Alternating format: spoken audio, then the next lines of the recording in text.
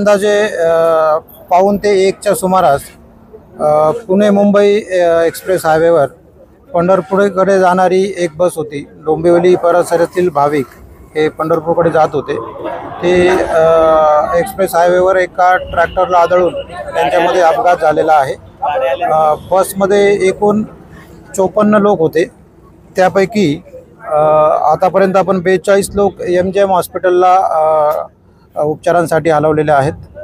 त्याचप्रमाणे 3 लोक जे अत्यवस्थ होते ते सरकारी हॉस्पिटलला हलवलेले आहेत आणि आतापर्यंत याच्यामध्ये MGM हॉस्पिटलला 2 आणि सरकारी हॉस्पिटलला 3 अशा 5 लोकांची डेथ डॉक्टरांनी डिक्लेअर केलेली आहे।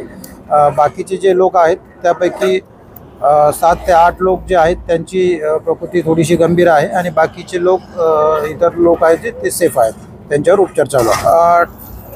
एक्सप्रेसवेवर ट्रॅक्टरला मागच्या बाजूने बस आदळून अपघात झालेला आहे आणि ती बस एक्सप्रेसवेच्या बाजूला दरीमध्ये कोलमडलेली आहे। त्याच्यामधून बस आपण बाहेर काढून त्यातले इतर जे जखमी आहेत त्यांना सुखरूप बाहेर काढून त्यांना उपचारासाठी पाठवलेला आहे। सर, आषाढी एकादशीसाठी चालले होते का?